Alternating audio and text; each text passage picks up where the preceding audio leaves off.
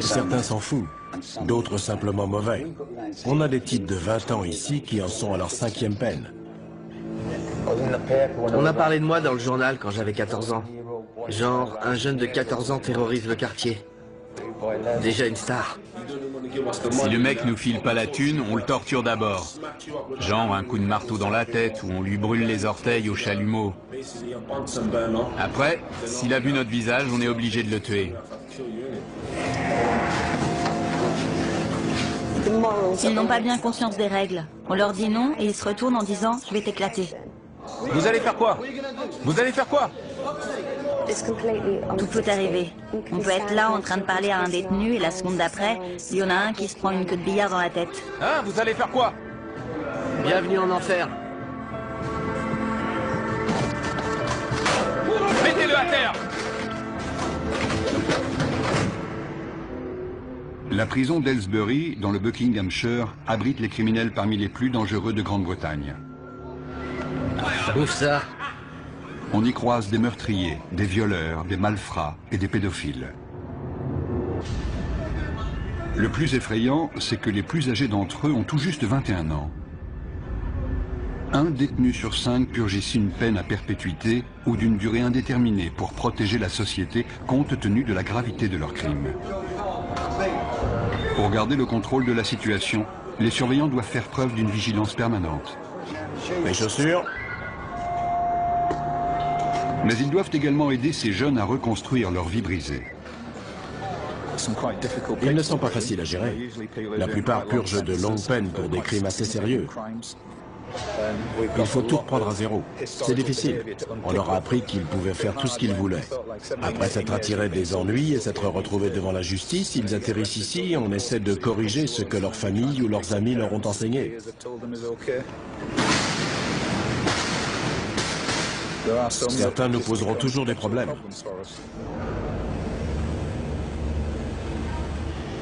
Aylesbury est un établissement redouté au sein de la population carcérale.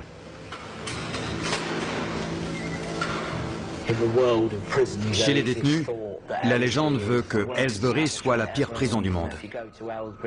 Quand vous arrivez, vous êtes accueilli par 5 matons baraqués, armés de matraques, et on vous assomme à la descente du bus. Ceux qui arrivent ont peur parce qu'on leur a dit qu'il y avait des problèmes de gang, des bagarres tous les jours, 4 à 7 par jour. Mais depuis un an, ça s'est un peu calmé.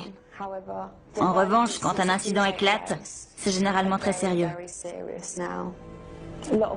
Ils utilisent des armes, des queues de billard, des armes artisanales, dans la gorge, dans la poitrine, sur le front. Il n'y a pas de règle. Et c'est rarement 1 contre 1. C'est plutôt 6 contre 1. Si le personnel n'intervenait pas, il pourrait y avoir des morts. Caspian Hogg est le dernier arrivé. Il a 18 ans. Après avoir été incarcéré dans un établissement pour mineurs, il a été envoyé ici en raison de problèmes disciplinaires. Asseyez-vous ici. Combien de fois avez-vous été incarcéré? 4 ou 5 fois. Ok. Quelle peine cette fois? 4 ans. 4 ans, d'accord. Avez-vous déjà pris de la drogue, de l'alcool ou autre produit assimilé? Ouais. Ok. Quoi précisément? Juste de la coke, du cannabis. Juste de la coke? Ouais. D'accord. Vous serez suivi par mademoiselle Morgan. Il y a des gangs dans votre quartier? Ouais. Vous faites partie de quel gang? Stratford Longside. D'accord. Vous avez des gangs rivaux? Ouais, les Farafield FMD. FMD? Ouais. Qu'est-ce qui vous oppose? C'est juste un gang rival avec qui on se frite en prison. En prison? Ouais, en prison. Donc c'est un gang de prison? Ouais. On est coincé toute la journée dans une cellule. On n'a rien à faire. Donc quand une baston éclate, c'est génial. Ça fait de l'animation. Ça fait passer la journée plus vite quand il se passe un truc. Dans le feu de l'action, on se bat pour survivre. Tu les défonces, ou alors c'est toi qui te fais défoncer. Moi, je me lâche. Si t'y restes, t'y restes. C'est comme ça.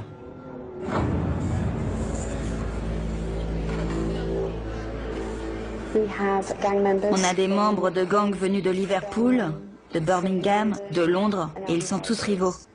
Certains viennent de milieux où ils n'ont connu que la violence. C'est déjà ouvert? Oui, c'est déjà ouvert. Les radiateurs devraient être éteints ce soir. Je sais, il fait un peu chaud. Je peux poser mes affaires de douche? C'est un nouveau lieu, un nouvel environnement. Les 24 premières heures sont les plus explosives. On s'assure qu'ils ont tout ce qu'il leur faut et qu'ils sont bien installés pour leur première nuit. Les rivalités entre gangs entraînent d'inévitables règlements de compte. Les nouveaux venus sont particulièrement vulnérables, car ils n'ont pas encore de repères et doivent faire leurs preuves. Dès qu'un incident survient, une alarme est déclenchée. Pour éviter que la situation dégénère, les agents de sécurité interviennent rapidement. Vous êtes blessé? Non, non. Non? C'était quoi le problème? Rien. Allez! Non, non.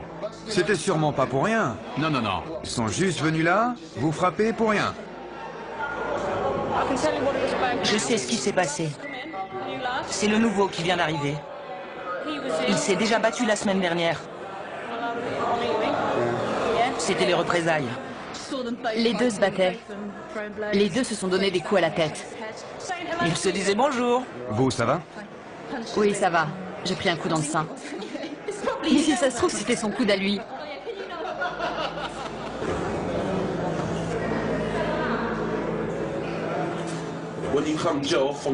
Quand on vient de la rue et qu'on arrive en prison, c'est encore plus violent que dans la rue, parce que tous les mecs de la rue sont réunis au même endroit. C'est pire. J'ai grandi au milieu de la violence et j'aimais pas vraiment ça, mais en maison de redressement, on voit beaucoup de violence, alors on s'habitue. Et puis on finit même par aimer ça. Si je te connais, si je sais avec quel gang tu traînes, dès que je te vois, je t'éclate. Et si je sais que t'as planté un de mes potes, je te fais la même chose. Donc vous surveillez constamment les nouvelles arrivées dans votre bâtiment. Ouais. Ils en ont mis dans l'LC, juste à côté. Si je les croise, je les défonce direct. C'est clair. Le quotidien en prison, c'est pas la joie. Vous pouvez être le mec le plus balèze avec la plus grosse réputation, il faut quand même surveiller vos arrières. On est tout le temps parano, tu vois. On est sur nos gardes tout le temps, on surveille les autres. On est tous des criminels ici. Comme je l'ai dit, des fois mon but c'est de faire mal à quelqu'un. Des fois je me réveille le matin et je suis pas d'humeur pour ça. Sérieux. Et des fois je me dis que je vais lui mettre la raclée de sa vie. Je me dis, quelle différence ça fait.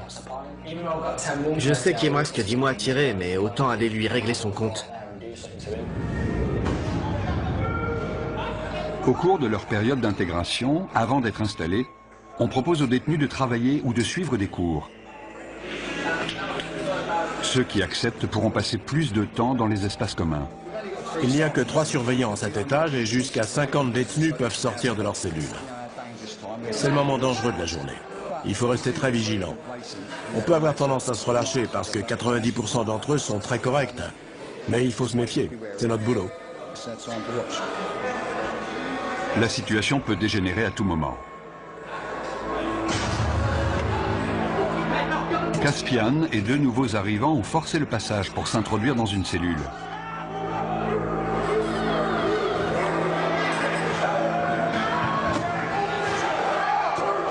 Ils sont armés, ils sont 4.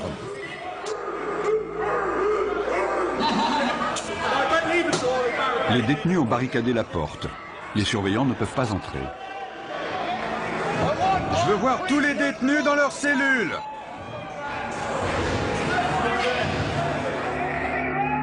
Le directeur de la prison est informé que 3 nouveaux arrivants ont pris un détenu en otage dans l'aile C.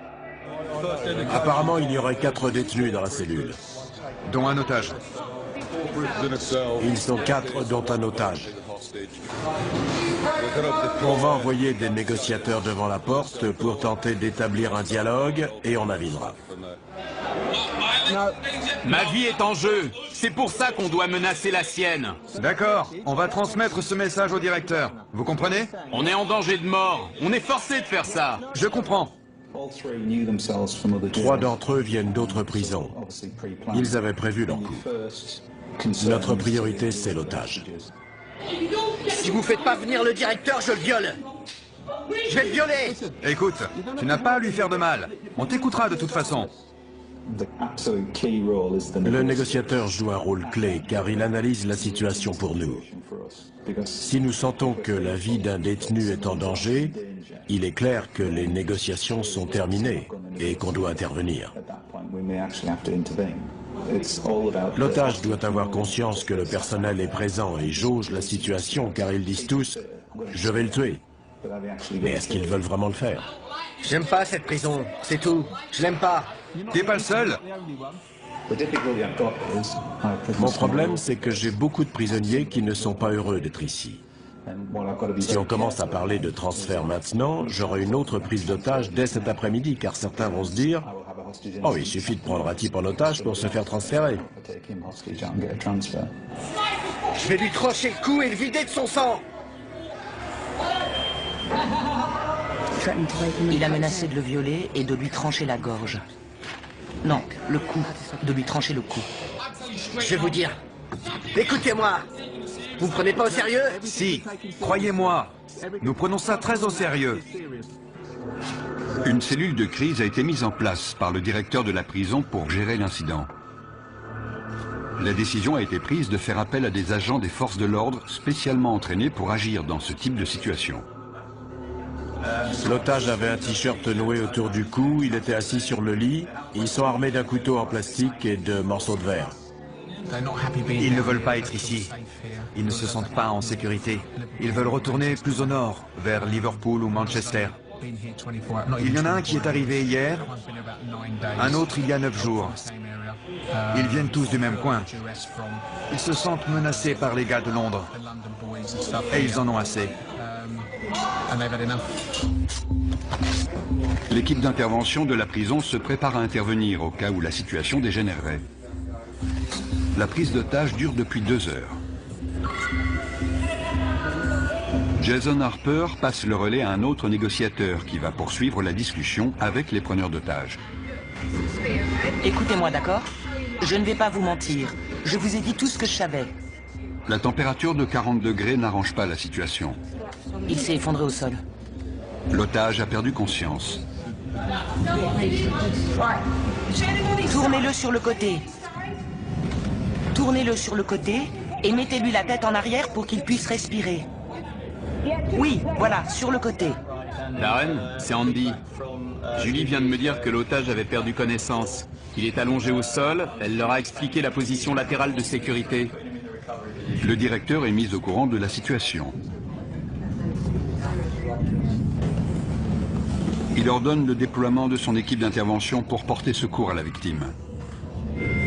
Vous m'avez dit que vous vouliez sortir. J'attends qu'on me dise comment ça va se passer. Ensuite, la situation va se débloquer. Au bout de 3 heures, les preneurs d'otages acceptent de se rendre calmement. Où il est? Je veux le voir. L'otage, il sort en premier? Non, non, il sort en dernier. Comment tu t'appelles? Caspian. Les mains sur la tête. Sors calmement, par ici. Caspian Hogg, l'initiateur de cette prise d'otage, est conduit vers le quartier disciplinaire.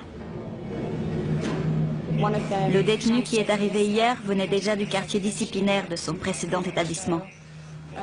Il est connu pour des faits de violence, d'agression de personnel, de port d'armes, de barricades. Il a tout fait.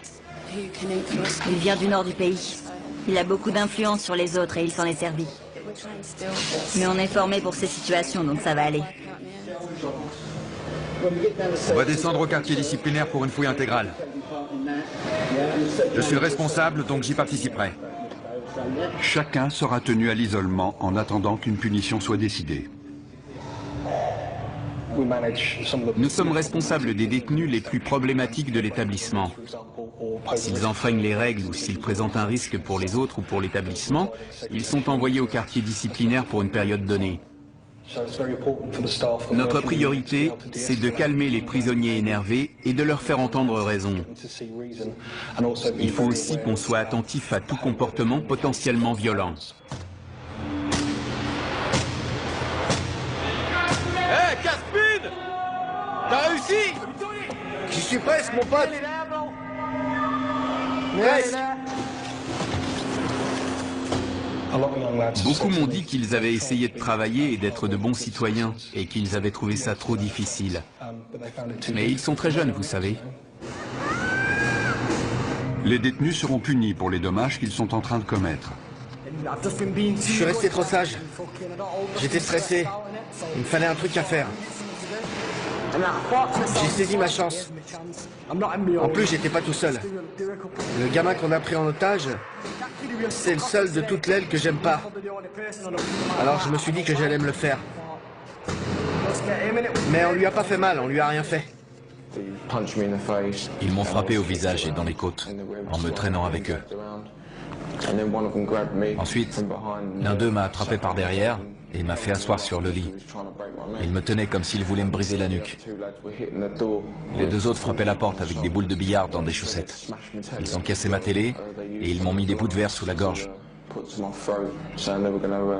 Ils ont dit qu'ils allaient me la trancher. Ensuite, ils m'ont dit de me déshabiller complètement et ils ont dit qu'ils allaient me violer. Qu'est-ce qui s'est passé?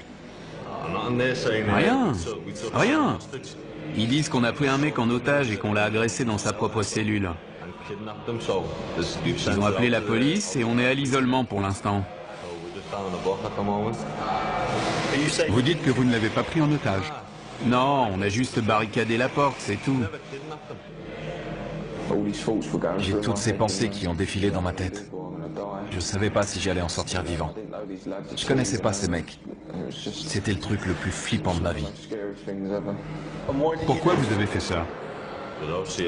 Franchement, j'ai pas eu de visite depuis 6 mois, depuis qu'ils m'ont mis ici. J'essaie de retourner dans le Nord. Il n'y a que des mecs de Londres ici, je veux retourner chez moi. C'est pas ma prison, je veux être dans une prison de chez moi. Je suis tombé dans les pommes. Je me souviens juste qu'ils étaient en panique. Ils croyaient qu'ils m'avaient tué. Si on continue les conneries, si on agresse les surveillants, ils nous transféreront. Ça va, Liam? Ouais, et vous? Pas trop mal. J'ai connu des jours meilleurs.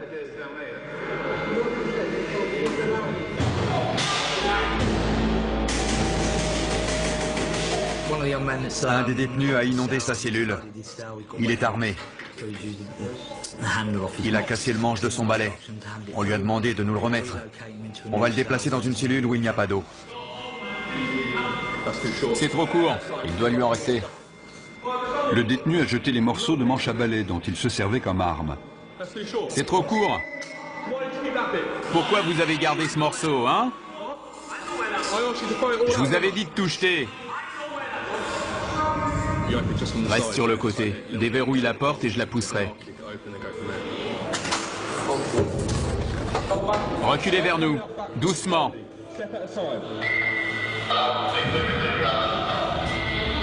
Ne vous retournez pas. Restez face au mur. Le détenu n'a pas obéi et s'est retourné. À partir du moment où on ouvre la porte, les négociations sont terminées. Soit il se rend, soit on intervient. Arrêtez de bouger. Si vous faites pas ce que je vous dis, on devra de nouveau vous immobiliser. C'est compris? Ouais. Super, allez, debout. Tu lui maintiens la tête pendant qu'on le lève. Vous avez entendu? On tourne. On utilise la force que quand c'est nécessaire et de manière proportionnée, mais ça fait forcément mal. Fouille intégrale. Il va maintenant être fouillé intégralement au cas où il aurait dissimulé une arme.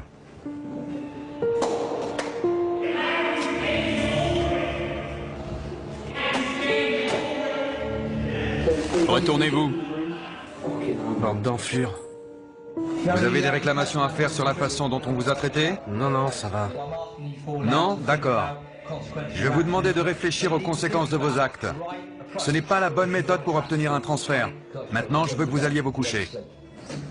Clé. Nous devons les garder dans le quartier disciplinaire pendant un certain temps. Sinon, les autres vont se dire qu'ils peuvent prendre les otages quand ils veulent pour obtenir un transfert. Des détenus de confiance nettoient les dégâts causés par les preneurs d'otages. J'ai choisi la voie la plus facile. J'essaye de rendre cette peine la moins désagréable possible. On a le choix. Si tu fais le con, tu te retrouves à l'isolement tout seul sans télé, ça craint. Les détenus exemplaires participent au fonctionnement de la prison, ce qui leur permet de passer plus de temps en dehors de leur cellule. Josh est responsable de la lessive dans le quartier disciplinaire. Ça pue. Dans le quartier disciplinaire, Caspian se plaint d'entendre des voix dans sa tête et demande une aide psychologique.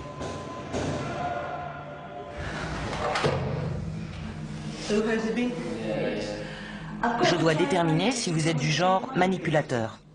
Manipulateur? Si vous aimez titiller les gens et les énerver pour prendre l'avantage. Non, sérieux. Je risque de vous poser des questions qui vont vous énerver. Ouais. Vous avez le droit d'être en colère. Ce que vous n'avez pas le droit de faire, c'est être violent.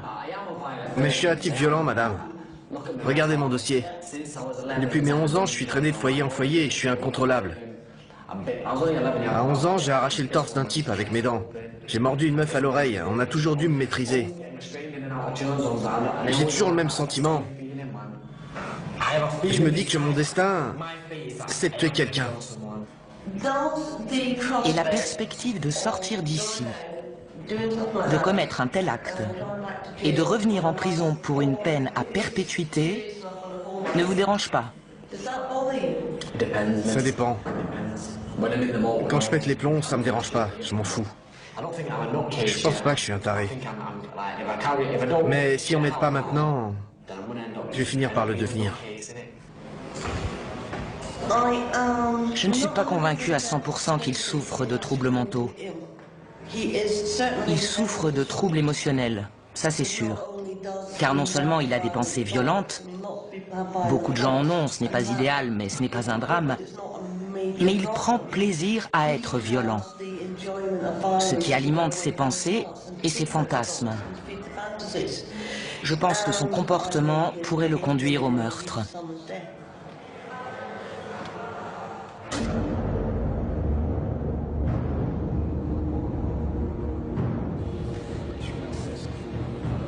Liam Brennan, l'un des 3 preneurs d'otages présumés, a demandé un rendez-vous avec son avocat pour préparer sa défense. On voulait juste le choper dans sa cellule et fermer la porte. Mon rôle n'est pas de minimiser le délit, mais d'essayer de comprendre pourquoi et comment c'est arrivé, et quelle a été ton implication. Tu ne peux pas dire, c'est pas moi, j'ai rien fait. Ça, il te croira jamais. Écoute, différentes peines sont envisageables. J'espère que le juge optera pour des jours supplémentaires. J'ai pas le droit à l'erreur. J'avais pas parlé à ma femme et à mon gosse depuis 1 an. Elle m'a recontacté il y a quelques jours et je lui ai dit que je sortirais le 11 décembre. Les services pénitentiaires ont décidé de ne pas poursuivre Liam. Il se retrouve donc en commission de discipline. Asseyez-vous, monsieur Brennan. Je suis juge, je n'ai aucun lien avec cet établissement, vous comprenez? Oui. Vous êtes représenté par monsieur Ahmad, c'est exact? Oui, monsieur le juge. Pouvez-vous vous identifier, s'il vous plaît? Jason Harper. Vous serez le témoin de cette affaire? Oui. Il est dit que le 29 mai, vous avez retenu une personne contre son gré. Coupable ou non coupable? Non coupable. Monsieur Ahmad? Qu'avez-vous vu monsieur Brennan faire exactement? Il a passé beaucoup de temps à la porte avec moi pour m'expliquer leurs intentions. Je ne veux pas parler à votre place, mais si je comprends bien, il n'a pas menacé ni brutalisé d'une quelconque façon la victime. C'est exact. Lorsque vous étiez dans la cellule, avez-vous exprimé clairement votre désir de coopérer avec... Vous orientez l'accusé. Oui, monsieur le juge. Ne le faites plus. Vous connaissez la loi et la notion de complicité. C'est comme le chauffeur du véhicule qui attend les braqueurs de banque. Il se rend coupable de vol même s'il n'a pas pénétré dans la dite banque. Monsieur Brennan n'a apparemment eu aucun contact physique avec ce détenu qui était apparemment séquestré. Avez-vous vu les autres retenir la victime? Je n'ai vu personne le retenir. Quelle était la taille de la cellule? Petite, c'est une cellule de prison. J'ai du mal à croire que vous n'ayez rien vu. Ça me paraît inconcevable. Ou alors il ne s'est rien passé.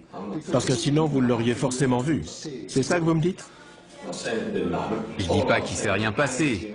Je dis juste que j'ai rien vu. Je regardais de l'autre côté, vous avez entendu Monsieur Harper. Je lui ai parlé pendant un long moment. Il est très clair pour moi que vous étiez tous les trois complices dans cet incident et je n'ai aucune hésitation à vous déclarer coupable. Je vous impose 32 jours de détention supplémentaire. Vous avez tout compris? Oui, j'ai compris. Cette procédure est terminée, merci. Pourquoi n'a-t-il pas été mentionné que la victime avait été dénudée et menacée de viol? Ça m'a surpris. Ouais, ça m'a étonné aussi. C'est mon jour de chance. L'agression n'a pas fait l'objet d'une poursuite pénale car la victime a eu trop peur pour témoigner. Dans le quartier disciplinaire, tous les privilèges, y compris la télévision, sont retirés.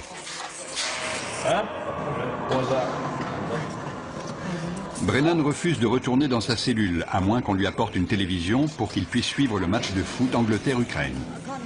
Je ne vous entends pas. Vous savez quoi? Quoi? Je suis coincé ici 2 semaines sans télé, donc je m'en fous de m'attirer des ennuis. Liam, je ne veux pas que vous restiez ici plus longtemps que nécessaire, car vous êtes quelqu'un de bien. C'est vrai? Je peux vous proposer des activités, de la peinture, ou alors vous pouvez demander des cours. Moi? Demander des cours? J'ai pas suivi de cours depuis mes 11 ans, demander des cours? J'ai pas envie de me pendre. Michel Morris parvient enfin à convaincre Brennan de rejoindre sa cellule. Pour sa participation à la prise d'otage, Caspian est condamné à 38 jours de détention supplémentaire. Caspian, c'est votre dernière chance d'obtempérer. J'ai dit non. Les surveillants tentent de le raisonner, mais il refuse de retourner dans sa cellule. Il sera envoyé dans le quartier disciplinaire jusqu'à ce que le directeur estime qu'il est capable de rejoindre les autres détenus. Caspian, si tu ne suis pas nos instructions, on t'immobilisera de nouveau. D'accord?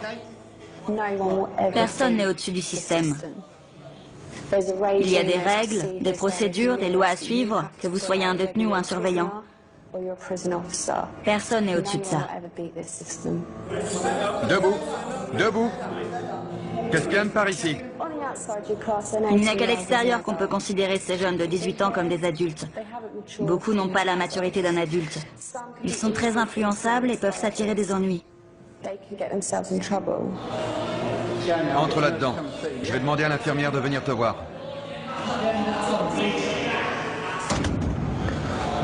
S'ils me remettent avec les autres, je vais vous dire la vérité. Je vais faire mal à quelqu'un. Sérieux, je déconne pas. S'ils me remettent là-bas, je vais choper un de ces connards et je vais le défoncer comme il faut. Je suis sérieux.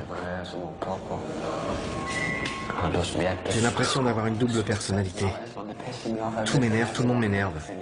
J'aimerais parler à quelqu'un, mais j'ai la tête en vrac. J'ai l'impression qu'elle est énorme. Tellement de trucs là-dedans, je me sens vraiment en colère. Je suis en rogne. Il y a certains détenus que je n'aimerais pas voir libérés avant très longtemps. Parfois, on travaille avec eux simplement pour les aider à gérer le fait qu'ils sont en prison. Mais je n'ai jamais rencontré de détenu que je ne pensais pas pouvoir aider à répondre à son environnement de façon plus positive.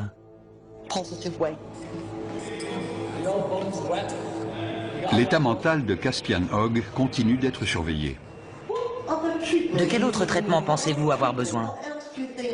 Est-ce que vous pensez que je peux faire autre chose pour vous aider? Non, rien. Il n'y a rien d'autre que vous puissiez faire. Pensez-vous que vous avez besoin d'apprendre à contrôler vos émotions? Non, je crois pas.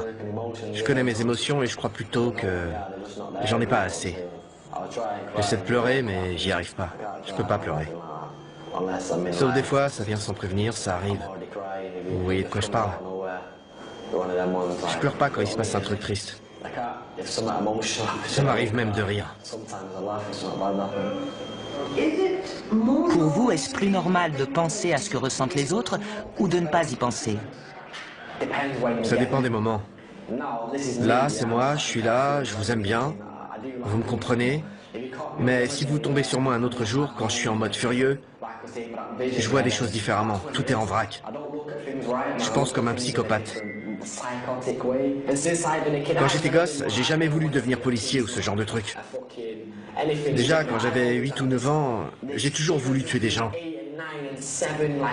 Mon père s'est fait assassiner quand j'avais 6 ans. C'est un truc de dingue, quoi. Depuis, c'est ce brouillard. C'est le bordel dans ma tête.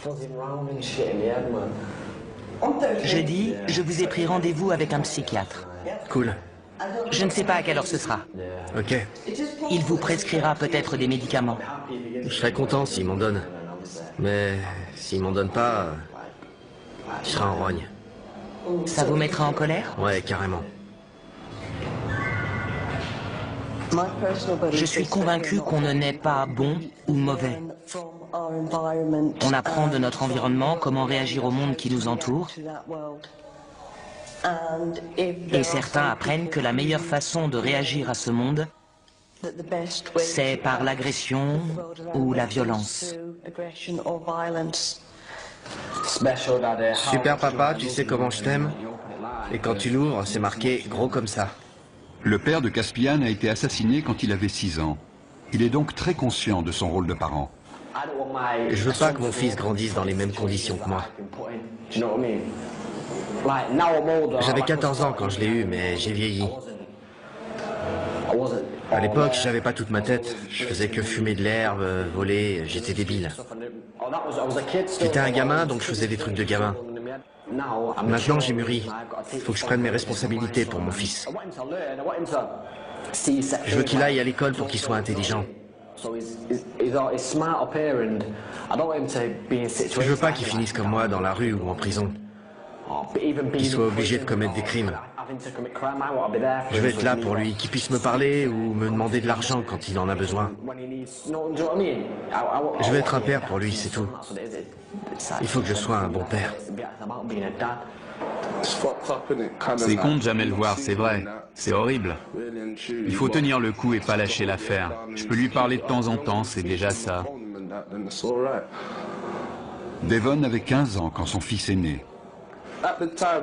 À l'époque, je voulais pas de gosse, tu vois. Mais c'est arrivé comme ça. Elle m'en parlait tout le temps. Et alors je me suis dit, pourquoi pas? Quelqu'un va peut-être te régler ton compte demain. Tu sais pas où tu vas finir, alors autant pas perdre de temps. Vous avez vraiment pensé à la mort à ce moment-là? Ouais, évidemment. Dans mon quartier, il y a beaucoup de violence. Des gens meurent tout le temps. On n'est jamais à l'abri, ils peuvent vous dégommer quand vous traversez la rue. Pour certains détenus, le téléphone est le seul moyen de rester en contact avec leur famille. Ouais, tu me manques, bonhomme. Non, tu peux pas venir me voir. Papa est occupé. Papa nourrit des animaux. Je sais pas comment ça se met. Je veux pas que ça lui tombe dessus. Dans la chapelle de la prison, Josh se prépare pour la fête des pères. Exceptionnellement, les détenus exemplaires sont autorisés à passer du temps avec leurs enfants. Je peux jouer avec lui? On peut se rouler tous les deux par terre, je peux lui courir après. Une fois, il voulait que je vienne l'attraper, mais je pouvais pas aller plus loin. Je suis heureux de pouvoir passer 5 heures avec lui au milieu des rires et des pleurs. J'ai envie de l'attraper et de lui faire des câlins. Tu peux ouvrir la bouche? Bravo. Ça me plaît pas de le voir se faire fouiller, mais je préfère avoir cette relation avec lui. J'ai de bonnes raisons de changer. J'ai un gosse et une fiancée, une famille qui a besoin de moi. Pour être honnête, si j'avais pas ma famille, je me serais sûrement pas comporté aussi bien. Viens là, mon grand. Ils ont besoin de moi. Ils comptent sur moi pour sortir d'ici. Où elle est, ta cape? Tu fais ton timide? Si je me comporte bien, je retrouverai ma famille. C'est simple. Si je joue le jeu, je gagne tout. Sinon, je perds. Comment ça va, ma belle? Oh, arrête.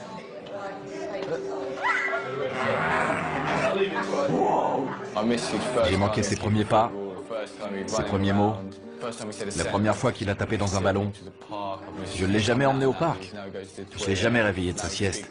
Maintenant, il va sur les toilettes, il me dit qu'il est grand. C'est toutes ces petites choses. J'ai tout manqué. Je veux être là pour le border le soir, pour me réveiller avec lui. La nuit, il vient dormir avec sa maman. Je veux être là quand il fait ça.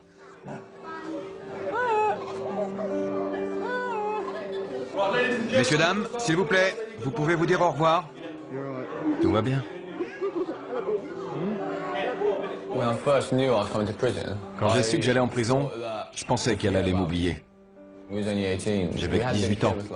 Et on était ensemble depuis 2 ans et demi. C'est un vrai test pour des adolescents, de rester fidèles et loyaux. Quand on est en prison, on ne pense qu'à ça. Il faut pouvoir compter sur quelqu'un de confiance pour traverser ça. Sinon, on craque. Je pourrais être là toutes les nuits à imaginer qu'elle me trompe. À plus. Je t'aime.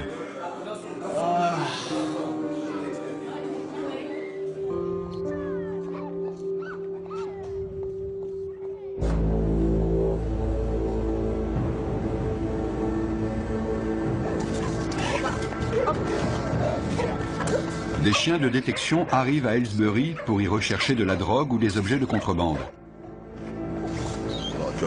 Il y a beaucoup de dealers en prison, et ça ne risque pas de s'arrêter. Il y a de l'argent à se faire. Les téléphones portables sont aussi un problème sérieux. C'est pour ça que les chiens sont capables de les trouver. Ils peuvent être utilisés pour planifier des évasions ou tout autre type d'événement. On fouille des cellules tous les jours. Et tous les jours, on trouve des choses. Sortez de votre cellule. Quand ils voient les chiens, certains se précipitent pour cacher leur matériel. On demande aux détenus de sortir de leur cellule pour que les chiens puissent travailler tranquillement. C'est n'importe quoi, il va renifler partout. Comment savez-vous qu'il a trouvé quelque chose? Il s'immobilise et pose son nez sur l'endroit concerné. Si c'est hors d'atteinte, il reste assis et regarde dans la direction de l'objet.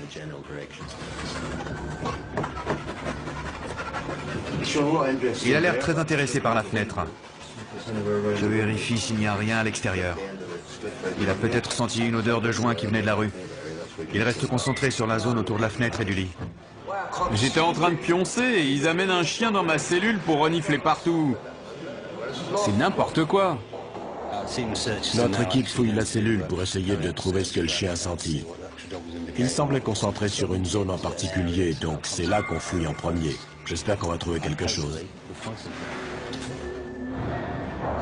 Les chiens poursuivent leur inspection des cellules. Ça sent dès qu'on l'ouvre. Il a fumé dans sa cellule, c'est sûr. Le chien va nous dire si la drogue est encore là.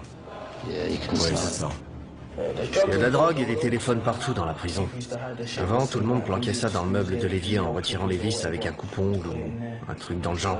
Je vous en dirai pas plus. Avec un téléphone, on peut appeler qui on veut, envoyer des textos, parler à sa chérie le soir, vous voyez ce que je veux dire. On peut dire ce qu'on veut, gérer ses affaires, son fric, tout ça.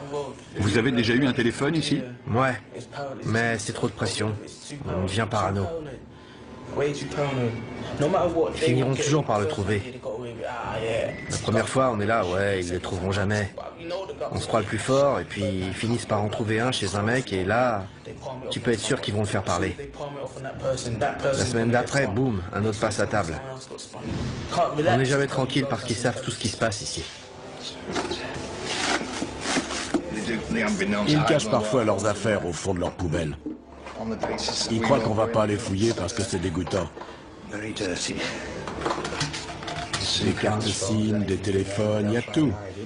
On a toujours un cran de retard parce que dès qu'on trouve quelque chose, ils cherchent une autre cachette. Une antenne cassée, ça peut servir d'arme. Il en a plus besoin, on l'apprend. Ils aiment regarder des images, évidemment. Je veux pas savoir ce qu'il fait avec ça.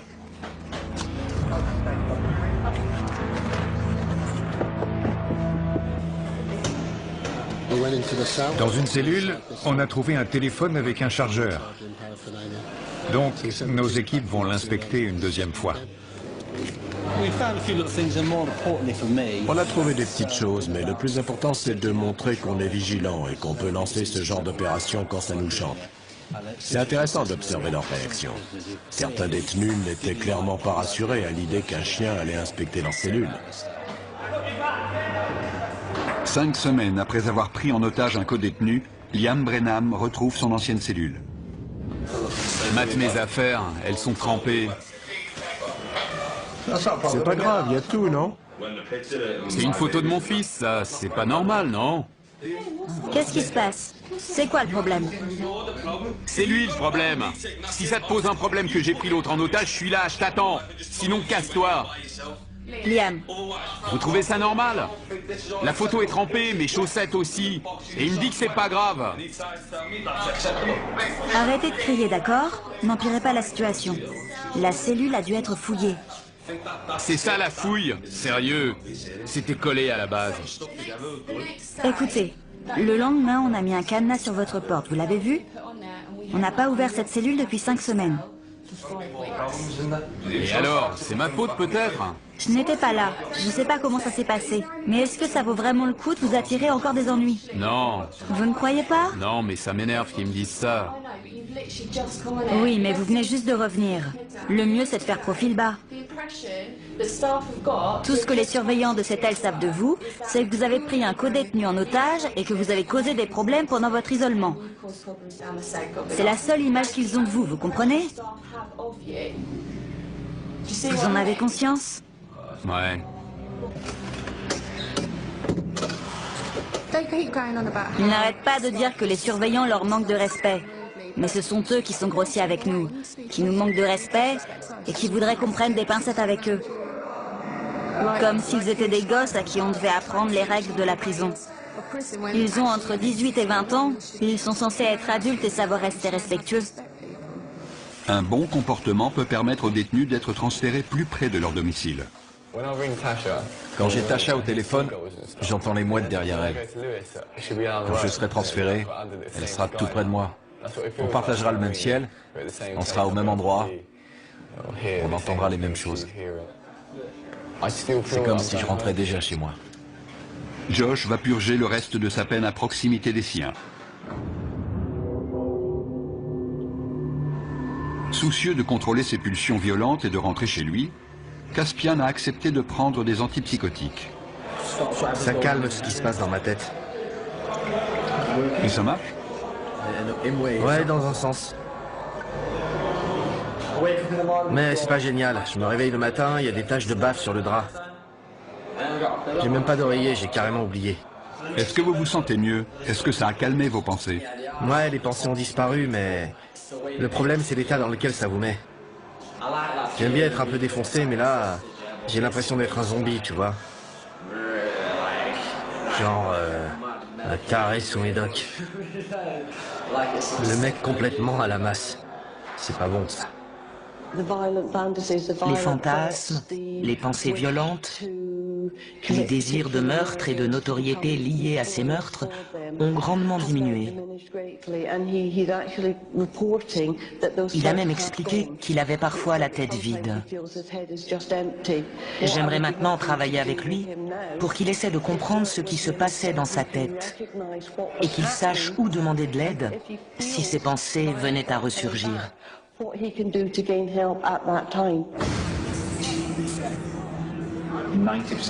90% des détenus que nous accueillons ici vaquent à leurs occupations et font ce qu'on leur demande. Il peut y avoir de petits incidents, mais c'est tout. Ce sont les 10% restants qui causent la majorité des problèmes. Ils ne veulent pas rester tranquilles ni faire ce qu'on leur dit. Ils se rebellent constamment. Ils essaient de créer le désordre pour saper notre travail.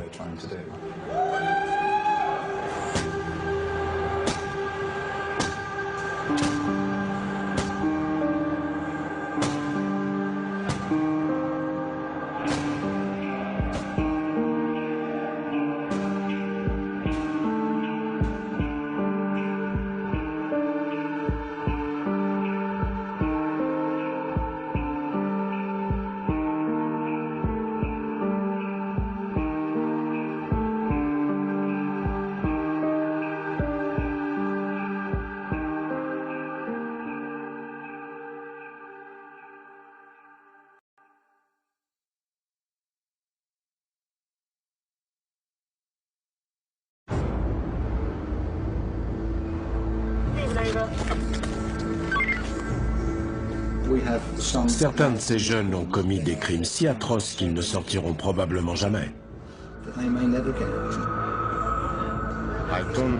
Je suis en prison depuis 10 mois. Il me reste 27 ans et 2 mois à tirer. Il n'y a plus grand-chose qui me choque. Dès qu'on leur dit non, ils piquent une crise. Ils se retournent, ils vous disent « je vais t'éclater la tronche ». Je te jure, dès que je te vois, je te tranche la gorge. Je te jure. Tu le tiens? Si vous mettez un chien en cage, il risque pas d'aller mieux. On peut pas enfermer quelqu'un en espérant qu'il va changer en quelques jours, ni même en quelques années. Ça marche pas comme ça, il faut éduquer, c'est ça la réhabilitation. Bienvenue en enfer.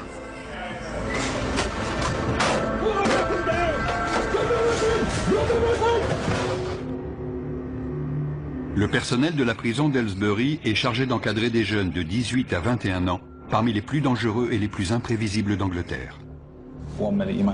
Parfois, on doit pénétrer en force dans une cellule pour désarmer un détenu. Parfois, on doit annoncer une terrible nouvelle à l'une des familles. Et puis, il y a tout le reste. En tant que surveillant, on se retrouve piégé dans ce petit monde où les principes et la morale sont remis en cause. Les gros criminels, ceux qui ont commis des crimes atroces et qui se montrent violents en prison, ce sont eux qui inspirent le respect aux autres détenus. Une fois qu'ils ont établi leur réputation, ils sèment la pagaille et perturbent le bon fonctionnement de l'établissement. Beaucoup sont violents, et le fait de les mettre en prison n'y change rien. Ils ont été élevés comme ça, ou bien ils ont choisi d'adopter cette attitude vis-à-vis des autres. C'est un environnement qui peut être très intimidant parfois. Plusieurs membres du personnel ont été agressés ces dernières semaines. On recule! Ce détenu vient d'agresser un surveillant après avoir refusé d'obéir à un ordre. Vous pouvez vous lever. L'agresseur est conduit directement au quartier disciplinaire. Qui effectue la fouille? Si tu n'obéis pas, je vais leur demander de t'attacher et on t'enlèvera tes vêtements nous-mêmes. Le détenu refuse de retirer ses vêtements qui pourraient contenir des traces d'ADN prouvant l'agression. Ils n'obtempèrent pas toujours. Il y en a qui étaient des chefs de bande à l'extérieur et on doit leur dire « Non, cette prison, c'est comme une mini-société. » Ferme-la, mec. Ferme-la. Qu'est-ce que je vous ai dit sur votre attitude? Ah ouais, je suis censé faire quoi? Dire oui, monsieur? On ne vit pas dans une utopie. On ne peut pas soigner tous les maux. On essaie simplement d'apprendre à ces jeunes à se comporter de façon correcte avec les autres. De leur montrer que l'abus verbal ou physique n'est pas tolérable. Quand un collègue se fait agresser violemment et qu'il est blessé, on le prend personnellement, parce que même si on travaille dans des départements différents, on forme une équipe. Quand on voit son collègue en sang, d'instinct on aurait envie d'aller vers lui. Mais on est là pour s'occuper des détenus. Une fois que le détenu est immobilisé, c'est un peu gênant de devoir dire « Appelez une ambulance pour tel collègue, je dois rester avec le détenu ». En tant qu'infirmière, on a presque l'impression de ne pas accomplir son devoir. Les surveillants sont autorisés à utiliser la force de façon proportionnée en cas d'agression. En 2012, 35 membres du personnel de la prison d'Aylesbury ont été agressés. 16 ont dû se rendre à l'hôpital. Je me suis battu avec des surveillants plein de fois. À Chelmsford, Bedford, à Woodhall. J'ai été expulsé de toutes ces prisons et on m'a envoyé ici. Je me suis attiré des ennuis en arrivant. J'ai merdé. Tout allait bien. Tout allait bien. Je faisais de la boxe et tout. Et puis j'ai merdé. J'ai perdu ma licence. J'aurai plus jamais le droit de boxer. Jamais. Je sais pas ce que je vais faire en sortant. Certaines agressions sont vraiment terribles. Quand on y repense, on se dit que certains ont même de la chance d'être encore en vie. Ça va? Viens avec moi. Debout! Une surveillante vient d'être attaquée. Zoé, ça va? Qu'est-ce qui s'est passé? J'ai pris un coup de boule. Je sais pas qui c'était. Ce qui a changé, c'est la propension des détenus à s'en prendre au personnel féminin. C'était un tabou avant. Et on pouvait s'attendre à des représailles de la part des autres détenus si l'un d'eux s'en prenait à une femme. Je tremble toujours dans ce genre de situation. Mes jambes sont les premières à me lâcher. Je vais vous laisser vous diriger vous-même vers le quartier disciplinaire. À la moindre entourloupe, mes collègues ont pour consigne de vous immobiliser. Vous n'aurez pas de deuxième chance, c'est compris? Dans les autres pays, les surveillants ont des armes, des tasers, nous on n'a rien. Quand ils sont contents et qu'ils ont de quoi s'occuper, ils ne nous agressent pas. Je crois que l'opinion publique n'a pas conscience de ça. Les gens s'indignent parce que les détenus ont la télé, des consoles de jeux, des baskets. Mais ce qu'ils ne voient pas, c'est que tant qu'ils ont leurs privilèges, ils n'agressent pas le personnel. Pour moi, c'est tout ce qui compte. Et puis la télé, on peut facilement leur enlever. On a affaire à des jeunes gens qui ont du mal à communiquer, du mal à exprimer leurs émotions. Ils peuvent être violents, c'est vrai, et c'est inacceptable. En faisant la tournée du quartier disciplinaire, je peux très bien passer devant une cellule et entendre des insanités sur ma mère, mes enfants, recevoir des menaces de mort. Mais si j'y retourne le lendemain plein de rancune, plein d'agressivité, en demandant des comptes, comment est-ce que je peux établir un dialogue? Les surveillants ne doivent pas seulement faire face aux violences envers leurs collègues. Ce détenu a tenté de se pendre. Assez, ça suffit. Arrêtez. Une fois le nœud coupé, les surveillants doivent attacher Ryan Buckley pour l'empêcher de se blesser. Mettez-le à terre. Aujourd'hui, notre rôle de surveillant consiste principalement à nous occuper de ces jeunes. Mes collègues et moi, on a passé beaucoup de temps à parler avec ce gamin, mais là, il n'y a rien à faire. Il ne veut rien entendre et il a des tendances assez inquiétantes. Ryan, je veux juste regarder votre cou. C'est bon, j'ai rien. Vous voulez pas discuter un peu? Ryan, laissez l'infirmière vous examiner une seconde. Je vais bien. Sûr? Je veux juste jeter un œil, après je vous laisse tranquille. Calmez-vous et je reviens vous voir pour discuter. Vous êtes blessé? Non. On joue un jeu très dangereux. Ryan peut avoir des pensées très violentes et il peut craquer à tout moment. Il vient d'essayer de se pendre et on a été obligé de le maîtriser. Dans l'état où il est, je crois qu'il se fiche de tout. Ryan sort dans 12 mois et je suis inquiet pour lui. Il faut qu'on l'aide à traverser cette période difficile. Il est sous surveillance 24 heures sur 24, mais je ne sais pas si c'est la solution. Les détenus considérés comme suicidaires sont surveillés de près. Quand je le vois pleurer comme ça, mon instinct maternel prend le dessus. Je me dis qu'il aurait simplement besoin qu'on le prenne dans ses bras et qu'on lui dise que ça va aller. Il a sûrement une mère. Vous voulez bien me parler, Ryan? Suite à sa tentative de suicide, les surveillants ont à cœur d'empêcher toute récidive de Ryan.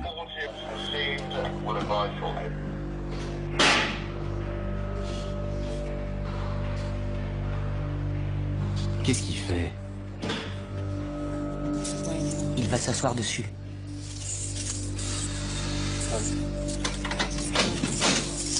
Qu'est-ce que vous fabriquez? Ryan, vous voulez bien descendre, s'il vous plaît? Ne tombez pas, je vais avoir la commission de sécurité sur le dos. Ça me rappelle une scène de sueur froide, vous l'avez vu? Il faut me dire ce qui ne va pas. Votre comportement est inquiétant. Qu'est-ce que vous ressentez? Vous êtes heureux? Triste? C'est l'enfer. J'en ai marre de cette vie de merde. Vous avez essayé de vous étrangler avec vos lacets. On va donc procéder à une évaluation des risques et on va retirer les objets avec lesquels vous pourriez vous faire du mal. D'accord? Laissez l'infirmière vous examiner rapidement. Je veux juste jeter un œil, Ryan. Calmez-vous et je reviens vous voir pour discuter. Je vais bien. Sûr? Vous êtes blessé? Non. Il a des marques de ligature assez importantes au niveau du cou et une légère éraflure sur la nuque. Il a aussi des coupures sur les bras, mais je pense qu'elles se sont rouvertes quand on l'a immobilisé. Sans son accord, je peux pas faire grand-chose. Je repasserai plus tard s'il change d'avis. Pour l'instant, il n'est pas disposé à me voir. Ryan. Ryan, il faut vraiment essayer de vous calmer. On essaie de l'aider et on intervient quand il essaie de s'étrangler, mais il est décidé à se tuer. Il est enclin à l'automutilation. Le personnel est déjà intervenu 7 fois ce matin. On a trouvé toutes sortes d'instruments, des morceaux de briquet, de stylos. Il y avait plusieurs lames de rasoir sur lui ce week-end. On l'avait fouillé et on a quand même trouvé des lames de rasoir plus tard. Il se coupe avec tout ce qu'il peut trouver. La cellule de Ryan est fouillée pour en éliminer tout objet avec lequel il pourrait se blesser. Je remplace ses draps par des draps indéchirables. Pour qu'il ne puisse pas se pendre avec. Sortez tout. Je ne veux plus rien voir dans sa cellule. Il a retiré la petite partie métallique qu'on trouve sur les briquets et l'a cassée pour obtenir un bord tranchant. Il utilise ça pour se taillader. Je lui retire son savon parce qu'il essaie de le manger. Il déroule ça complètement pour cacher les lames de rasoir à l'intérieur. Donc on le prend aussi. Je vais lui en donner un nouveau.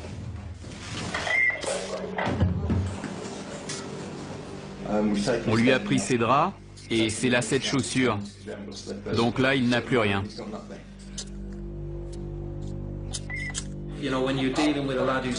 Quand on a affaire à un jeune perturbé, il faut rester très vigilant vis-à-vis du risque de suicide. Il n'y a rien de pire que de partir à 5 heures le soir, de souhaiter bon courage à tout le monde en souriant, après une bonne journée, et de revenir le lendemain pour apprendre que tel détenu s'est pendu. C'est terrible. C'est la pire chose qui puisse arriver.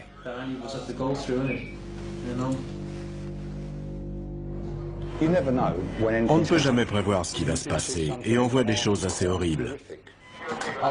J'ai dû détacher une vingtaine de détenus qui essayaient de se pendre. Pour l'un d'eux, c'était trop tard. Il faut apprendre à encaisser. Il faut encaisser et oublier vite. Sinon, ça vous torture l'esprit et vous ne pouvez plus venir travailler. Ça peut vous rendre fou.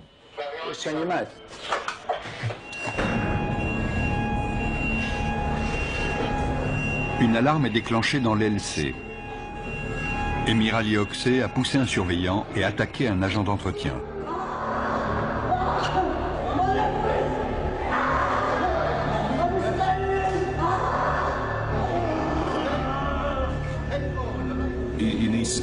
Il faut qu'il se calme. S'il continue comme ça, il ne sortira jamais de prison. J'ai eu l'occasion d'apprendre à le connaître et je pense que si quelqu'un peut l'aider, c'est moi. Mon poignet! Mon poignet! C'est un garçon sympathique en réalité. Mais il a un côté sombre. C'est un peu Dr. Jekyll et Mr. Hyde. Il boue de l'intérieur, ses yeux sont exorbités. On peut voir la rage qu'il habite. Il n'arrive plus à se contrôler.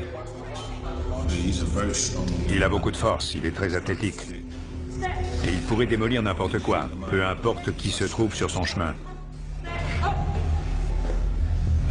Même si ses parents débarquaient, ça ne suffirait pas à le calmer quand il est dans cet état.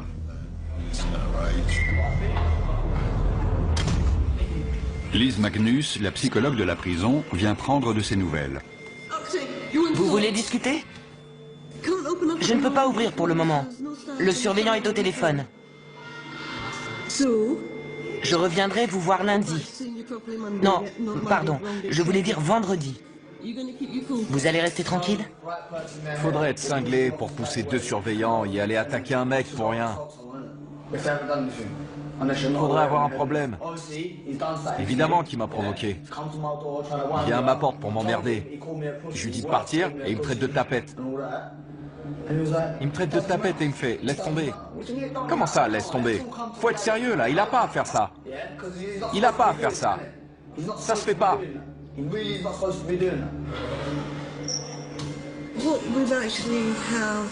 Le comportement d'Emir Ali ne fait qu'empirer. On a déjà eu des incidents violents avec lui et il a déjà passé pas mal de temps en quartier disciplinaire, mais jusque-là, il avait simplement dégradé du matériel. C'est la première fois qu'il s'en prend directement à un membre du personnel. Il l'a déjà fait dans d'autres établissements. Mais ici, à Aylesbury, c'est la première fois. Il a reconnu les faits quand je lui ai parlé. Et il m'a dit que son but était d'être transféré dans une autre prison.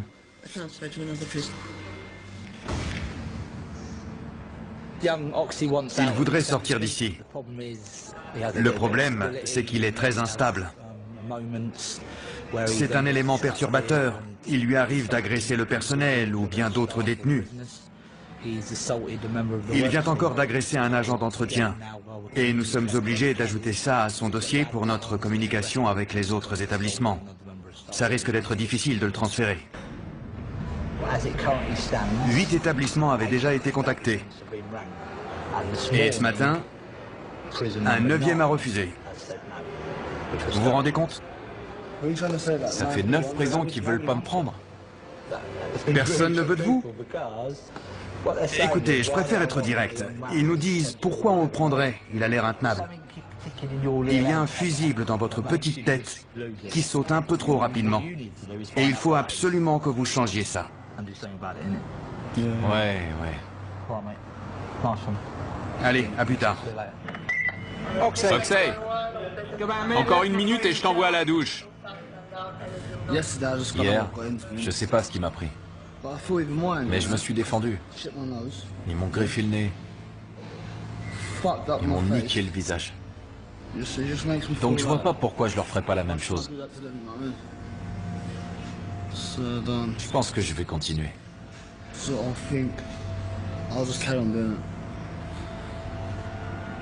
Je vais continuer comme ça. Je vais pas leur faciliter la tâche. C'est tout.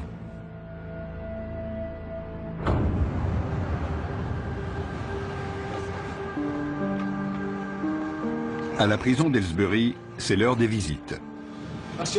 Les visites, c'est le moment que j'attends le plus. On n'a pas grand-chose à espérer ici à part ça. On est enfermé 15 heures par jour. Jess, la petite amie de Louis, lui rend visite 1 fois par semaine. Vous avez un soutien-gorge à armature? Oui. On peut pas faire grand-chose pendant les visites. Les bisous et les câlins, ça me suffit, tu vois. Je suis content qu'elle vienne me voir, ça me rend heureux. Quand je sortirai, on pourra se retrouver au lit, tu vois. J'ai plus que 9 mois à tirer. Louis Bibi.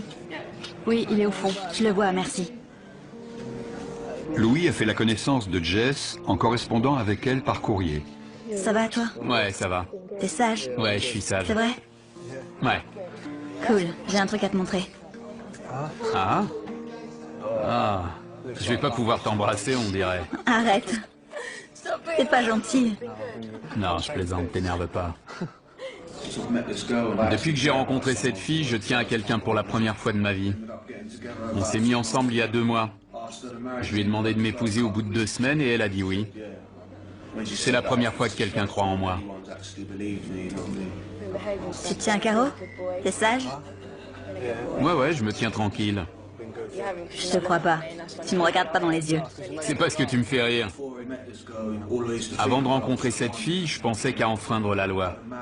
J'ai mené une vie de dingue depuis mes 8 ans. J'avais 12 ans quand on m'a pincé pour la première fois. J'ai été arrêté pour cambriolage une 15aine de fois. J'ai dû en commettre 6 ou 700 dans ma vie. Maintenant que je l'ai rencontrée, je sais que je vais changer. Je veux pas la décevoir. C'est ça l'amour. Maintenant, j'ai des projets. J'ai eu mon diplôme. Ouais, je suis fier de toi. T'es fier de moi? Tu vas trouver un boulot facilement maintenant. Tu rêves? Mais si. C'est jamais facile de nos jours. Il faut que je lui achète une bague. En sortant, je me trouverai un job. On fera peut-être des enfants, on aura une maison avec des gamins qui courent partout. On se voit mercredi ou jeudi? Faut savoir. Mercredi si tu peux. Sinon jeudi. Ok, j'y vais. Je t'aime. Moi, je t'aime plus. Au revoir. Ça vous suffit? Non. Une fois par semaine, c'est jamais suffisant. Quand elle m'embrasse, ça me fait des frissons partout. Après, quand elle s'en va, j'ai envie de pleurer, tu vois. Je pleure souvent dans ma cellule. Je pleure comme un bébé. Les gens disent qu'après avoir pleuré, on est censé se sentir mieux, mais ça, c'est des conneries. Moi, je suis toujours déprimé. Ça le fait pas trop de dire que son petit copain est en prison. Mais on choisit pas de qui on tombe amoureuse. C'est comme ça. Je crois pas que je sois un méchant. J'ai fait des petites conneries, mais être méchant, c'est quand tu poignardes quelqu'un. Moi, j'ai volé des voitures, ce genre de trucs. C'est rien, ça. Franchement, c'est rien comparé à ce qu'ont fait certains. J'aime pas les gentils garçons. J'en ai connu un, mais à force, ils sont trop gentils. Il faut qu'ils aient un côté sombre. Ils ne sont pas ensemble depuis très longtemps. Et toute son attention est concentrée sur cette jeune fille. Elle est toute sa vie. Il nous a déjà expliqué qu'il voulait l'épouser en sortant. Il faut qu'on reste vigilant. C'est une situation délicate. Elle est jeune, elle est dehors, elle peut rencontrer quelqu'un d'autre. Prison ou pas, les relations amoureuses peuvent prendre fin. Et là, ça serait un cataclysme, vu la façon dont il se comporte vis-à-vis d'elle. Si je l'avais pas, j'aurais pas de raison de vivre. Mais heureusement, elle est là et j'ai une motivation. Ça plaît pas à mon père. Ma mère a dit qu'elle lui laisserait une chance quand il sortira. Mon père est plus réservé, mais il le connaît pas. Peut-être que ça ira mieux après. J'espère, parce que sinon, je suis dans le pétrin. Je reviens te voir mercredi au jeudi. Je crois que j'ai des potes ici qui en ont marre parce que j'arrête pas de parler d'elle. Toute la journée, je fais que parler d'elle. Il faut absolument croire que les gens peuvent changer. C'est l'objectif final. On fait ce métier pour protéger la société en gardant ces personnes ici le temps de leur peine. Mais il faut leur proposer quelque chose. On attend d'eux qu'ils travaillent, qu'ils deviennent meilleurs et qu'ils prennent leurs responsabilités. On essaie de les amener vers une situation où, à leur sortie, ils pourront trouver un travail ou une formation. Ça réduit leurs chances de revenir ici un jour. Ici, les détenus peuvent suivre une formation de cuisine. La nourriture est délicieuse. Une tortilla pour Steve, pas trop grosse. Ils sont très gentils, très polis. Ils servent très bien. Ils deviennent bien plus mûrs qu'en restant dans leur cellule. Eh Buckley, t'as postulé pour la cantine? Malgré sa tendance à l'automutilation, Ryan a été autorisé à tenter sa chance en cuisine. Ouais, je me sens beaucoup mieux maintenant que j'ai ce boulot. Je commence en bas de l'échelle, mais ça me gêne pas. Ça m'occupe. En cuisine, il y a plein d'instruments que les détenus suicidaires peuvent cacher sur eux pour les ramener dans leurs cellules. Il faut que je sois très vigilant et que je le suive de près pour qu'il n'ait pas l'occasion de prendre quoi que ce soit. Mais si on le traite bien, il devrait répondre de manière positive. On lui donne l'opportunité de faire le bon choix. En 2 semaines, il a rempli tous les objectifs que je lui avais fixés, ce qui lui a permis de décrocher le meilleur job de la cuisine, plongeur. Tu nettoies tous les plateaux, je vais te chercher les autres si tu veux. Ok. C'est cool en prison quand on est entouré de gens qui nous aident. On peut suivre des cours et passer des diplômes de cuisine. Quand on sort et qu'on se retrouve dans la société, là, il y a beaucoup moins de gens pour nous aider. Je veux pas retourner au foyer. Il y a des mecs qui se droguent là-bas. Même avec un boulot, j'ai plus de chances de replonger et de retourner en prison. Je peux toujours dire non, mais c'est dur quand on est mal entouré. C'est comme ici, si on traîne avec les mauvais mecs, on finit par s'attirer des embrouilles et on se retrouve à l'isolement. Quand on donne un peu plus de responsabilité à ces jeunes, ils s'épanouissent. Je pense que c'est bon pour lui. Il a l'air d'aller bien, il fait son boulot. On lui a confié une nouvelle tâche, ça a l'air de lui convenir. On verra comment ça se passe. La plupart des tâches internes sont effectuées par des détenus, y compris la lessive. J'ai enfin décroché un boulot. Ça faisait 2 mois que j'étais sans emploi et que je tournais en rond. Maintenant que je peux sortir de ma cellule, les journées passent beaucoup plus vite. Il me reste un peu moins d'1 an à tirer. Alors je vais rester tranquille et penser à ce qui m'attend quand je sortirai. Avant, je cambriolais des maisons, c'est tout ce que je faisais. J'ai jamais été à la fac, tu vois, donc... j'ai jamais vraiment bossé. What kind of positive can rise from a tragedy? If this is what a negative can do, feels like my neck is in a noose from my ties to Her Majesty. Trying to stay alive with no strategy, just trying to survive for my sanity. Heard bash and stun should both, but they're like a pussy's already deprived my anatomy. Tu peux normaliser cette piste? Les détenus dotés d'un talent musical ont l'opportunité de s'exprimer. Je rappais déjà avant d'être en prison, mais je prenais pas vraiment ça au sérieux. J'étais capable de balancer 2 ou 3 rimes, mais c'est tout. Je faisais pas ça sérieusement. Je sais pas si c'est ma situation qui m'a fait changer d'état d'esprit, mais mon rap a changé depuis que je suis ici. Je prends ça beaucoup plus au sérieux. Je sais pas ce que je ferais si j'avais pas cet échappatoire. Ça me permet de tenir.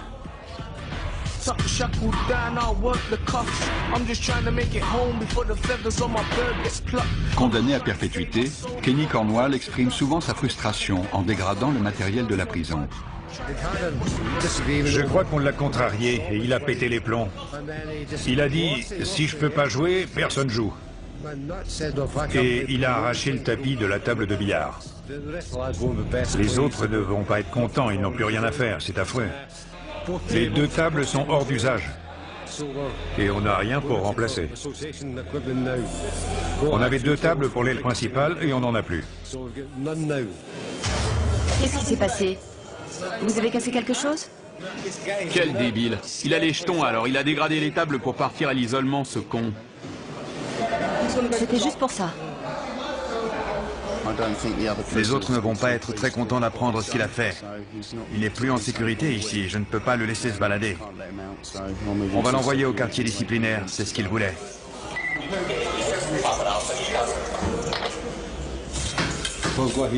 J'ai trouvé 2 queues de billard cassées en 2. Certains détenus sont très lunatiques et peuvent vite s'énerver. Donc il faut être vigilant et bien vérifier qu'il ne manque rien pour que personne ne soit blessé avec une arme de ce genre.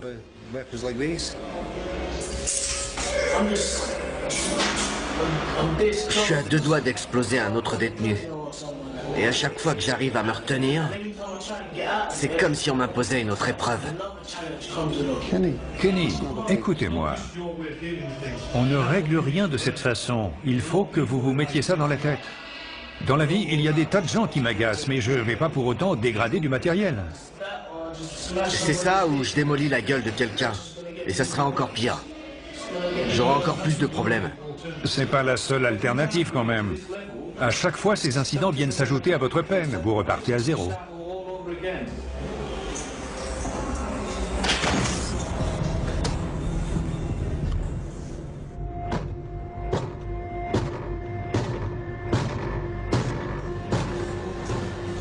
Qu'est-ce qu'il y a, Oxey? Quand qu'on mange? Dans 10 minutes. C'est pour ça que vous tapez dans la porte? Vous vous foutez de nous. J'ai envie d'exploser la gueule de quelqu'un. Pour qu'il sache qu'on déconne pas avec moi. Emirali Oxey est de retour dans l'LC après un séjour au quartier disciplinaire pour avoir détruit sa cellule. Malheureusement, il a l'habitude de tout casser quand il n'obtient pas ce qu'il veut. On essaie de gérer ça comme on peut. On essaie de le raisonner et de lui expliquer que ce n'est pas la bonne méthode. J'essaie de rester positive, mais je pense qu'il va recommencer et retourner à l'isolement. Il reste dans ce cercle vicieux, parce qu'il n'a pas envie d'être à Aylesbury. C'est un détenu difficile, et pour être honnête, je ne pense pas que cet environnement l'aide beaucoup. C'est une prison pour jeunes délinquants, et la plupart sont immatures. Je peux entrer ? Emirali Oxey est contrarié car il est toujours puni et n'a pas retrouvé tous ses privilèges. La psychologue Liz Magnus essaie de le calmer. Je veux sortir d'ici. Depuis quand vous êtes revenu? Aujourd'hui. Qu'est-ce qui ne va pas? Ils m'ont mis ici sans télé, sans pouvoir sortir, sans club, sans rien. Je veux retourner à l'isolement. Ça fait aucune différence de toute façon. Dans combien de temps vous retrouverez vos privilèges? 7 jours. 7 jours? Vous pouvez bien tenir 7 jours, non? Non. Ça rime à quoi de me remettre ici mais dans les mêmes conditions qu'en bas, hein? Ça sert à quoi? C'est pour le contact humain. Avec qui? Avec qui? C'est qui ces gens? Qui ils sont pour moi? Vous croyez qu'ils m'intéressent? Je suis arrivé en prison tout seul et je sortirai tout seul. Je veux connaître personne ici, je m'en fous. Je veux juste sortir. Je veux une clope. Je peux avoir une clope? Des feuilles à rouler? Ça, j'en sais rien. Allez demander aux surveillants. Laissez-moi juste fumer une clope que je puisse me calmer. Ils veulent même pas me filer une clope. Sérieux, ça veut dire quoi? Ils veulent que je pète un câble? Ils veulent que je fasse une connerie, je le sais. Ils me provoquent. Vous croyez sincèrement ce que vous dites? Je veux juste une clope. Pourquoi c'est si dur d'avoir une clope? Attendez, je vais voir. On peut lui donner une cigarette? Je suis pas un distributeur, hein. Il va falloir que je fasse une plus grosse connerie pour qu'il piche que j'ai pas envie d'être là.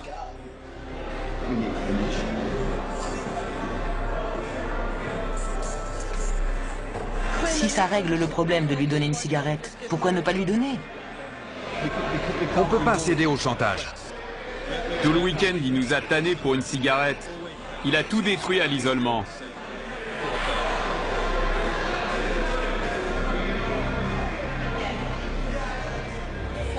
Emirali se met alors à asperger le sol de gel douche par-dessous sa porte. Tes antécédents prouvent que tu peux devenir incontrôlable.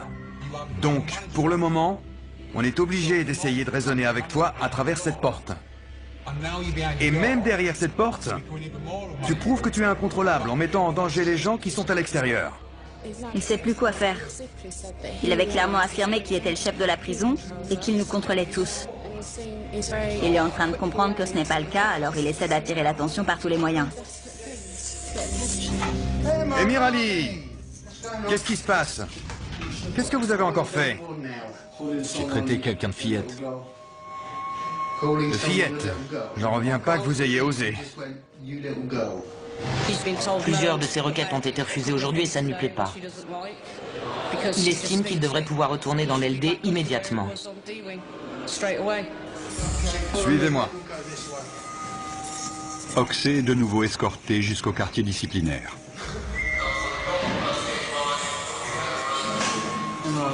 Emirali, comment ça va? Vous avez encore eu des problèmes? Ouais.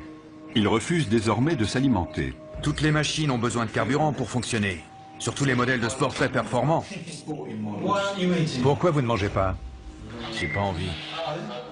J'ai pas envie de manger. Vous ne savez pas? J'ai pas envie. Est-ce une façon de protester? Donc vous n'avez pas faim?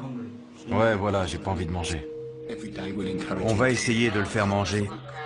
On lui a parlé et il semble que c'est une forme de protestation, mais on verra comment ça évolue. Je le connais. Il aime manger et il fait beaucoup d'exercices, donc il a besoin de force. J'espère que d'ici 3 jours, ça sera passé. Si je mange pas, ils seront obligés de me transférer. C'est simple. C'est le seul moyen. C'est jamais une façon efficace de se faire entendre. L'établissement ne cède pas. Sinon, tout le monde se mettrait à faire des grèves de la faim. Emir Ali, enlevez ça que je puisse entrer. Emir Ali continue ses provocations. Il a détérioré sa cellule et bouché ses toilettes. Dans 3 ans, vous vous voyez où? Toujours ici. Toujours ici. D'accord. Comment décririez-vous la prison? C'est de la merde. Quelle est la chose que vous avez pour vous en ce moment? Quel est votre point fort dans la vie? Ce que vous avez pour vous, c'est que vous êtes jeune. Vous pouvez encore changer. Vous pouvez sortir d'ici. Vous aurez quoi? 23 ans en sortant? Imaginons que vous viviez jusqu'à 70 ans. Ça vous laisse encore 43 ans, soit en prison, soit dehors. C'est vous qui avez décidé de venir ici. Et c'est à vous de décider si vous voulez sortir. Je suis un emmerdeur, hein. C'est vrai. Vous aimez votre mère? Ah ouais, évidemment. La prochaine fois que vous verrez votre mère, demandez-lui à quoi elle pense le soir en se couchant et le matin en se levant. La réponse, ce sera vous. Combien de vos anciens potes sont passés voir votre mère pour lui demander si elle avait besoin de quelque chose? Aucun. Donc moi, si j'étais vous, en sortant d'ici, dans 3 ans, quand je croiserai mes potes dans la rue, je leur dirais d'aller se faire foutre. On peut réhabiliter certains détenus. On sait que certains ne reviendront pas ici. Malheureusement, la majorité d'entre eux vont revenir. Ils ont grandi dans des quartiers pauvres. Ils n'ont aucune éducation. Ils n'ont pas de travail. Quand ils sortent, il n'y a pas de travail pour eux. Il n'y a pas de boulot pour des jeunes gens sans éducation et encore moins pour ceux qui sortent de prison et qui n'ont rien fait pendant 3 ou 4 ans. Moins de 36 heures après avoir entamé sa grève de la faim, Emir Ali change d'avis. Pain blanc ou pain complet? Blanc.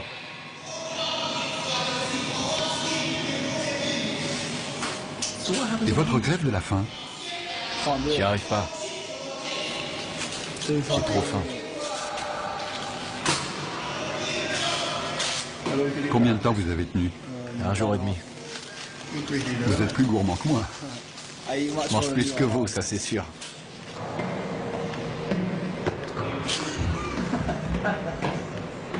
Vous savez, quand je suis arrivé ici, j'étais sans d'esprit. Je vais ressortir complètement dingue. En arrivant, mon cerveau allait bien. J'étais normal, tranquille. Ils m'ont déglingué.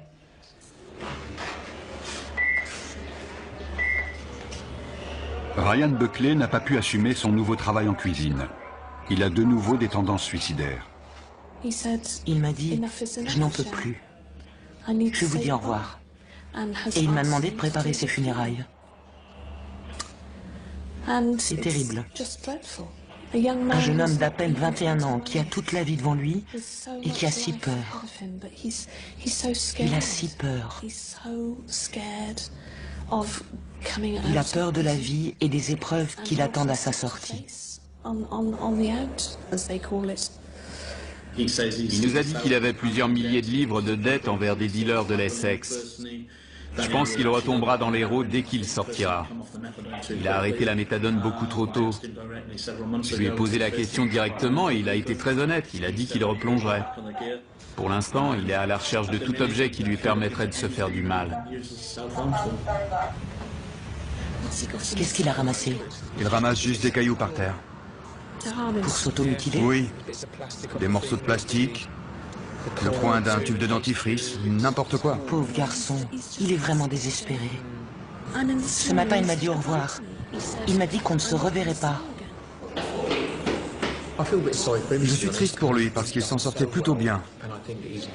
Il a établi de bonnes relations avec les membres du personnel. Et il avait réussi à se faire engager à la cantine. Il avait l'air assez heureux. Et quand il est heureux, on l'est aussi. Notre boulot est plus facile. Le voir revenu à la case départ, c'est triste. On ne veut pas le voir rechuter comme ça. Il retombe dans un cercle vicieux. Elle est partie chercher une infirmière? Malgré une surveillance rapprochée, Ryan a réussi à trouver de quoi se blesser. Ryan, qu'est-ce que vous faites avec le savon? Rien. Ryan. Ryan, donnez-moi le savon. Je sais que vous n'avez pas besoin de moi, mais je vais rester là quand même. Vous le savez sûrement déjà, mais manger du savon, ça ne fera que vous rendre malade. Quand ces jeunes arrivent en prison, c'est comme s'ils cessaient de grandir. S'ils arrivent en prison à 14 ans, ils ne se développent pas socialement au-delà de cet âge. Ils restent bloqués quelques années, et après, ils mûrissent. Je ne sais pas depuis combien de temps Ryan est en prison, mais il est resté très immature. C'est terrible de voir Ryan dans cet état. Il souffre de divers troubles assez complexes. Je ne sais pas si nous sommes les mieux qualifiés pour traiter ces troubles, mais étant donné notre travail et notre expérience, nous faisons du mieux que nous pouvons. Avec quoi vous vous êtes fait ça? Un rasoir. Juste à cette main? Non. Alors où? Ça va. Malheureusement, certains ne supportent pas leur situation et tentent de mettre fin à leur jour. Nous les connaissons bien, car nous sommes leurs parents de substitution. Nous mettons tout en œuvre pour les aider à s'en sortir. Nous avons mis un jeune homme sous surveillance permanente, car le risque d'incident est trop important.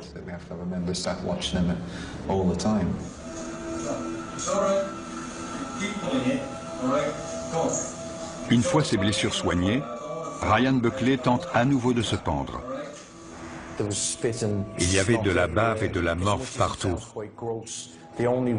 Ça semble radical, mais pour lui retirer son nœud, j'ai été obligé d'enfoncer mes doigts dans la peau de son cou pour pouvoir passer mon couteau de secours.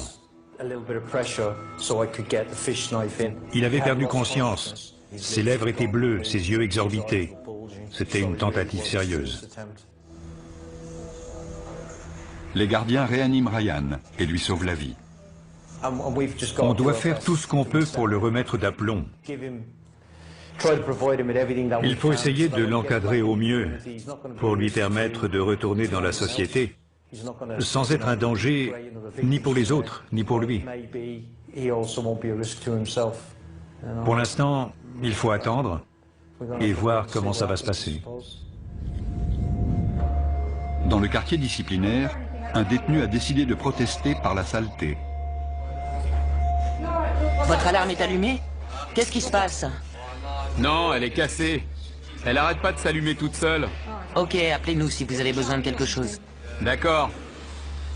Il a jeté des excréments dans le couloir après avoir brisé sa fenêtre d'observation. Je ne supporte pas cette odeur. J'ai besoin de lavande. Dans la cellule voisine, Emirali Oxé a une fois de plus tout saccagé. Cette prison, c'est un vrai trou à rats. Sérieusement, vous avez vu ça? Je sais que c'est les mecs comme nous qui en font un trou à rats. Mais c'est de la faute de la direction. Ils ont qu'à pas nous enfermer comme ça. Si j'ai fait ça, c'est parce qu'ils m'ont bien fait chier l'autre jour. Ils m'ont trop emmerdé. Je prends ma revanche. C'est tout. Je m'en tape. La plupart de ceux qui entament ce genre de protestation par la saleté ne sont pas mentalement dérangés. Ils font ça parce que c'est ce qui cause le plus de répulsion. Et leur but est de faire entendre leur mécontentement de la façon la plus claire possible.